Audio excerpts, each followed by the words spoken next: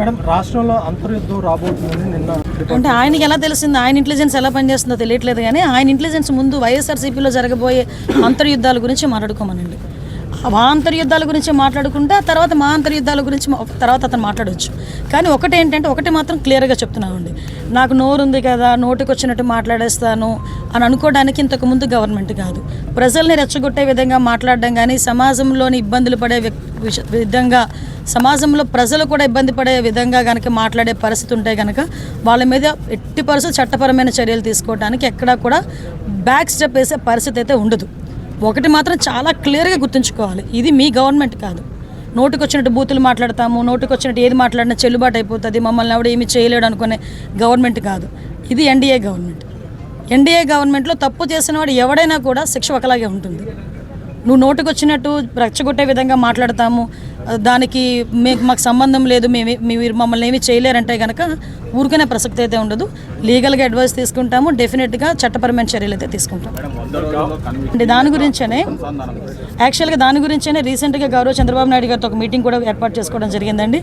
పీపీలు ఏపీపీలు మొత్తం అన్నీ కూడా మేము అన్ని ఫిల్ చేసుకోవటం ఒక ఎత్తు అయితే, ఈ ప్రాసిక్యూషన్కి సంబంధించి ఎవిడెన్స్ సబ్మిట్ చేయడంలో ఫోరెన్సిక్ డిపార్ట్మెంట్ కూడా లేట్ చేయకుండా వితిన్ 5 డేస్లోనే ఫోరెన్సిక్ రిపోర్ట్ ఇవ్వడానికి కానీ, డాక్టర్స్ దగ్గర నుంచి వూండ్ సర్టిఫికేట్స్ రావడం కానీ, ఇవన్నీ కూడా మేము టార్గెట్ పెట్టుకున్నాం. ఈరోజు 100 రోజుల్లో కన్విక్షన్ పడాలి అని మేము టార్గెట్ పెట్టుకున్నాం. ఆ టార్గెట్ ఫుల్ఫిల్ అవ్వడానికి మా ఇన్ఫ్రాస్ట్రక్చర్ మేము డెవలప్ చేసుకుంటున్నాం. At the same time legal టీమ్ని కూడా మేము కొంచెం స్ట్రెంగ్తెన్ చేసుకునే పరిస్థితులు మేము ఈరోజు ఉన్నాం. అంటే స్క్రిప్ట్ ఎవరిది చదివినా శిక్ష అయితే అతనికే కదా పడుతుంది. అనుభవించే రాజా ఆయనే కదా, అది వేరే కదా. అది ఏదైనా చదవచ్చు, కానీ అనుభవించే రాజా ఆయనే కదా అవుతున్నాడు. ఓకేనండి, నేను ఒకటి అడుగుతున్నానండి మిమ్మల్ని, డైరెక్ట్ క్వశ్చన్. పోసాని మాటల్ని టాలరేట్ చేసి అయ్యో పాపం అనుకునే ఒక్క మనిషిని తీసుకురండి, మేము ఆలోచిస్తాం ఒకసారి మాట్లాడడానికి.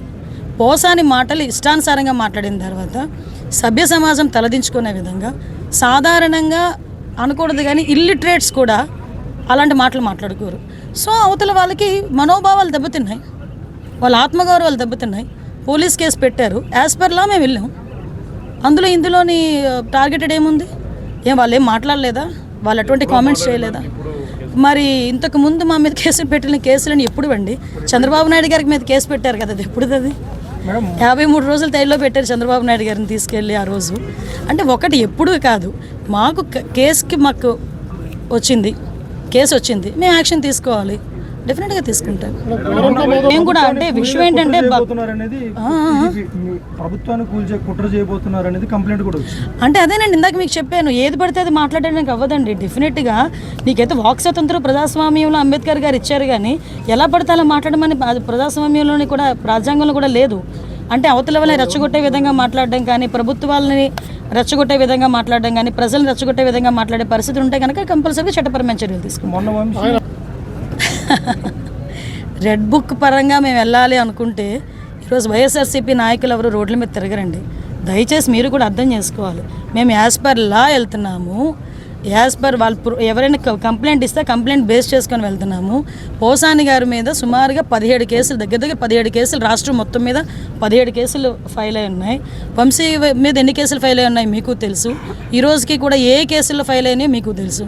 ఇందులోని కక్షపూరితంగా ఎన్డీఏ గవర్నమెంట్ చేయాలి అనుకుంటే వైఎస్ఆర్సీపీ నాయకులు ఎవరు కూడా బయటికి తిరగలేరు. కానీ మేము ఆ కక్ష సాధింపు ధోరణిలోకి వెళ్ళలేదు. అలాగని తప్పు చేసిన వదిలిపెట్టే ప్రసక్తి లేదు. తప్పు చేసినోడికి శిక్ష పడాలి, లేకపోతే భయం ఎలా ఉంటుంది?